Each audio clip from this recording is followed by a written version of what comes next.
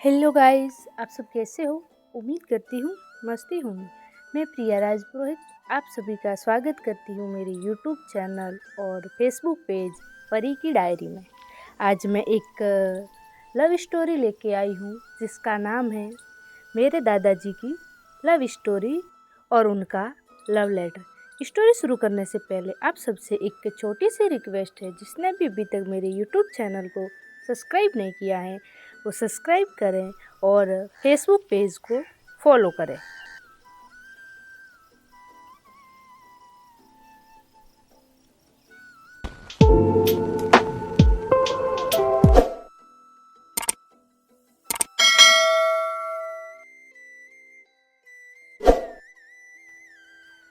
मेरे दादाजी की लव स्टोरी।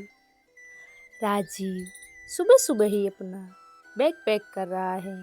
चेहरे पर मायूसी है, लेकिन जल्दी में भी है, इसीलिए फ़ोन की घंटी बार बार बजने के बाद भी उसे नहीं उठा रहा है। शायद कुछ सोच रहा है कि बैग भरने के बाद उसको फ़ोन की याद आई। फिर उसे ये भी याद आया कि शायद फ़ोन बजा था। उसने अपना फ़ोन ढूंढा, देखा तो उसमें उसकी बेटी के पास मिस कॉल थे। राजीव ने उसे फ़ोन किया। राजीव: हाँ कनिका, बोलो। कनिका: पापा, मैं आपको कब से फ़ोन लगा रही थी, आप फ़ोन क्यों नहीं उठा रहे थे? राजीव: वो मैं थोड़ा बिजी था। कनिका: आप घर पर हैं या बाहर? राजीव: अभी तो मैं घर हूँ, लेकिन निकल रहा हूँ। राजीव की बात पूरी होने से पहले ही कनिका ने बोलना शुरू कर दिया। कनिका: घर ही रहना, मैं आ रही हूँ। राजीव: आ रही हो लंदन से, ऐसे अचानक क्या हुआ?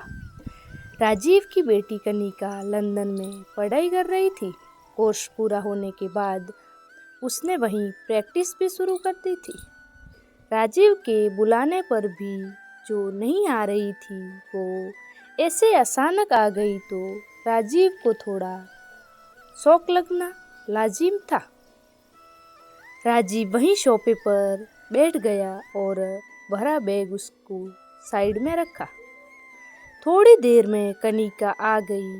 राजीव: क्या हुआ, तुम अचानक कैसे आ गई? कनिका: पापा, अभी आप मुझसे कुछ नहीं पूछिए। आपको अगर मेरे यहाँ आने से कुछ प्रॉब्लम है तो मैं कहीं और चली जाती हूँ।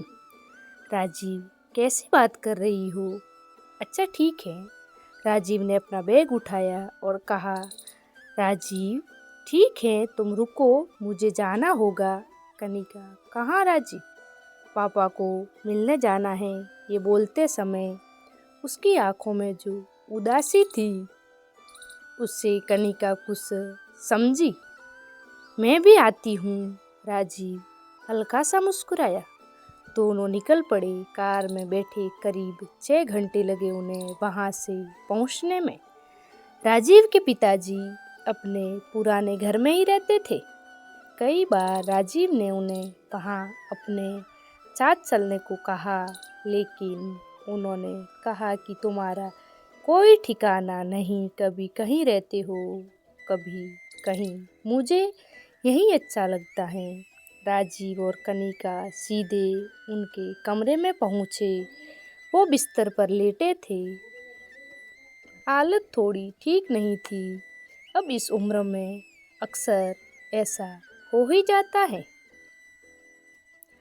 कनिका दादाजी सीधा दादाजी से लिपट गई।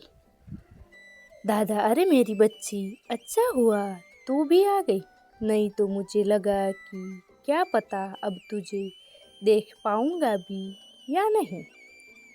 राजीव: कैसी बात करते हो पापा? कनिका: दादाजी, मुझसे कुछ बात करनी है आपसे। दादाजी बोले: हाँ बोलो मेरी बच्ची। तब कनिका ने अपने ब्रेकअप के बारे में दादाजी को बताया। राजीव भी वहीं खड़ा सुन रहा था। उसे भी पता चल गया कि उसके यहाँ आने का कारण क्या था?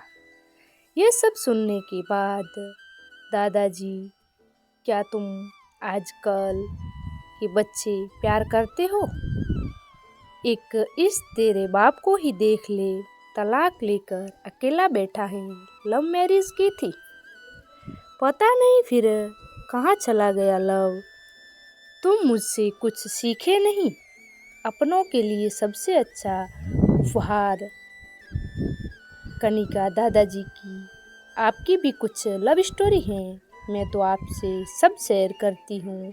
और आप दादाजी, हाँ, एक प्यारी सी जिसको सोचता हूँ तो आज भी खुश हो जाता हूँ।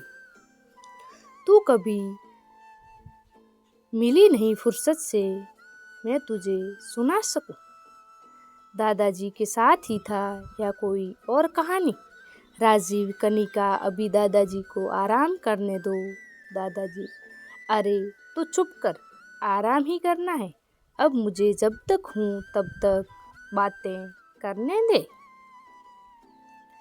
दादाजी ने कनिका को अपने पास बैठने को कहा और अपनी कहानी सुनना शुरू कर दिया।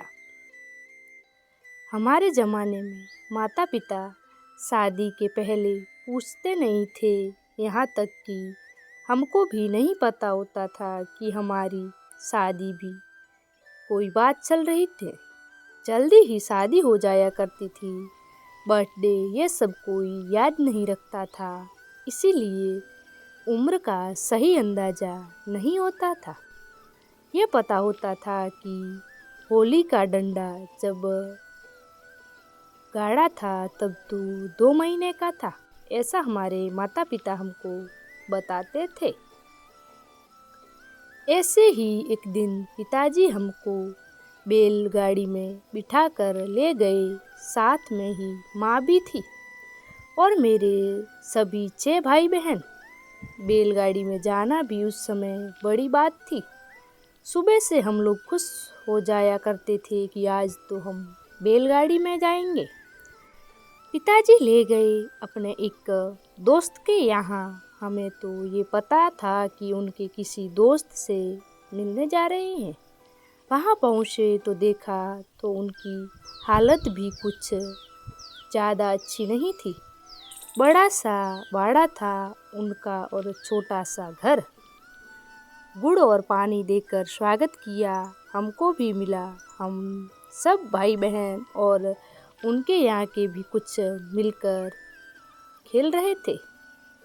तभी पिताजी ने कहा कि श्याम बेटा इधर आ। मैं वहाँ गया तो मुझे बोला, जा इस पाटे पर बैठ जा। कनिका ने बीच में टोका, कनिका, ये पाटा क्या होता है?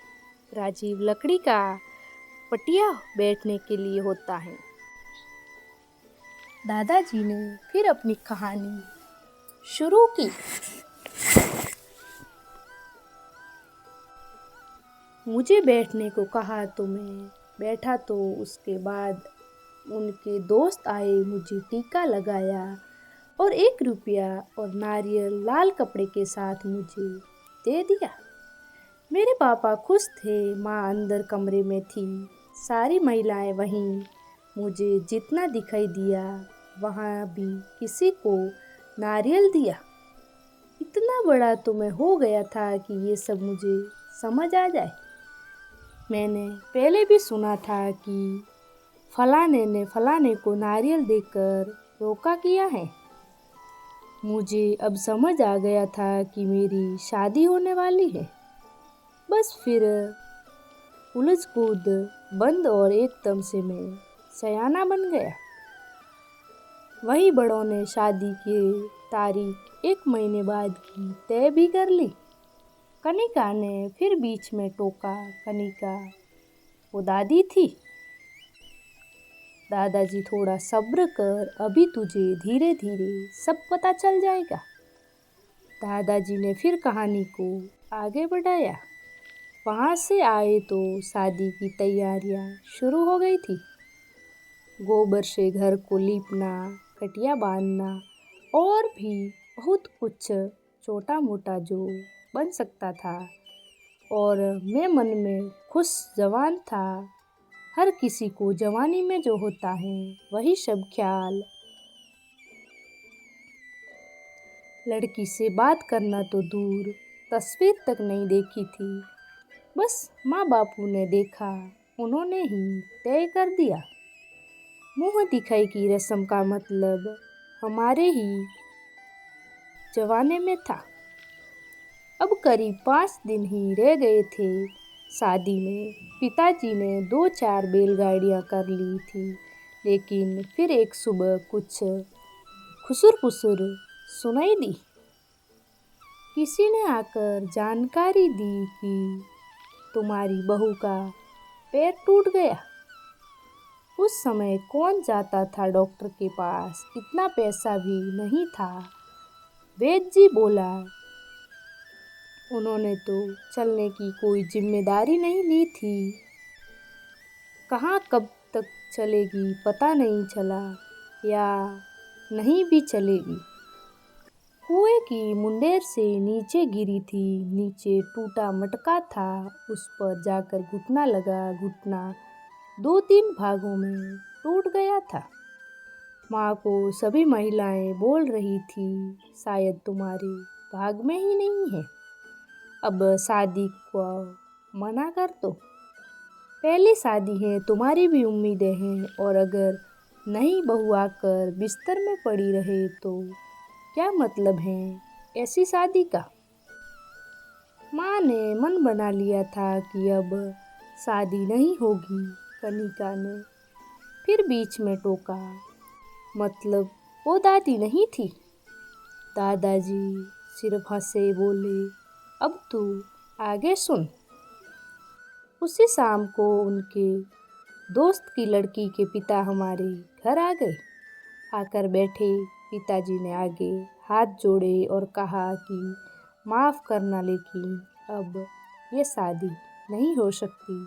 हमारी लड़की चलेगी कि नहीं ये पता नहीं है। हम आप लोगों को अंधेरे में नहीं रखना चाहते। अंदर कमरे से माँ सुन रही थी, उनके साथ थी। उस वक्त उनके चेहरे पर जो राहत थी वो मैंने साफ साफ देखी। मैं तो बात भी नहीं कर सकता था कि किस हालत में था। बिना देखे ही मेरी शादी पक्की हुई और अब टूट भी रही है। सपने देखने के लिए भी एक चेहरे की ज़रूरत होती है। मेरे पास तो वो भी नहीं था। बस अपनी ही ख्याल में एक चेहरा बनाया था, उसी से शादी का ख्याल किया और अब उसी से टूट जाने का ख्याल भी करना पड़ रहा था। लेकिन इतने में मेरे पिताजी बोले, क्या बात कर रहे हो महाराज, शादी है, 4 दिन में जाकर तैयारी करें, वही हमारे घर की बहू बनेगी। लेकिन वो चल नहीं सकती। ना चले तो हमारा नसीब, मान लीजिए ये घुटना अगर शादी के बाद टूटता तो हम क्या छोड़ देते। शादी कर दीजिए और बच्ची को वहीं आराम करने दे थोड़े दिन। यहाँ आना जाना भी ठीक नहीं है। अब कुछ आराम होगा तब हम ले आएंगे। पिताजी की बात से उनके दोस्त की आंखों में आंसू आ गए, लेकिन माँ का मुंह फूल गया। पिताजी को भी पता था कि माँ नाराज है, क्योंकि बर्तन की आवाज़ कुछ ज़्यादा ही आ रही थी घर से। लेकिन माँ की इतनी हिम्मत नहीं थी कि पिताजी को कुछ बोले, और मैं तो फिर क्या ही बोलता। बारात 5 दिन बाद गई, निर्धारित समय पर फेरे भी हुए, और मैं अब बताता हूँ, वो तुम्हारी दादी थी मेरे साथ। फेरे ना सिर्फ तुम्हारी दादी ने लिए, बल्कि उनके पिताजी यानी कि मेरे ससुर ने भी लिए। उसको गोद में उठाकर कनिका बस अब शांत और चेहरे पर मुस्कान लिए सुन रही थी। कनिका फिर दादी घर आई। दादाजी ने फिर सुनाना शुरू कर दिया। घर कहाँ शादी हुई, लेकिन अभी तक सेहरा भी नहीं देखा है मैंने उसका। इतना लंबा घूंघट लेकर बैठी थी। मैंने वैद्य जी से बात की थी, उसके घर वाले उसको इलाज करा रहे हैं। मुझे पता चला कि एक जंगली झाड़ी को पीस कर उसका लेप लगाने से जल्दी ठीक होता है।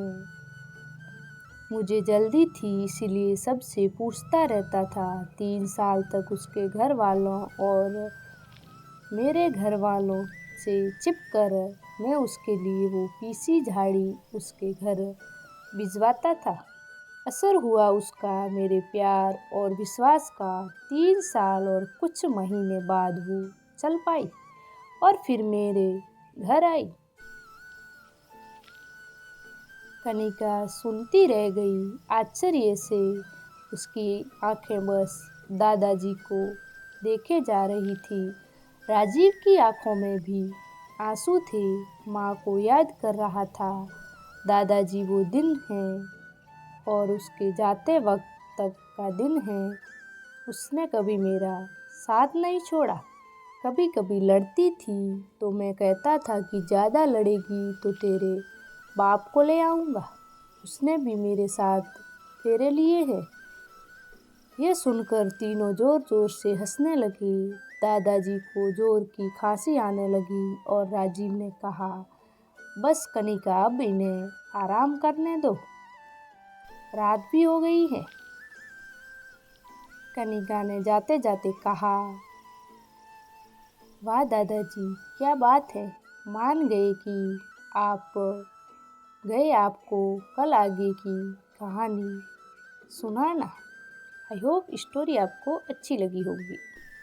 अच्छी लगी हो तो मेरे यूट्यूब चैनल परी की डायरी को सब्सक्राइब करें और फेसबुक पेज परी की डायरी को फॉलो करें। राधे राधे।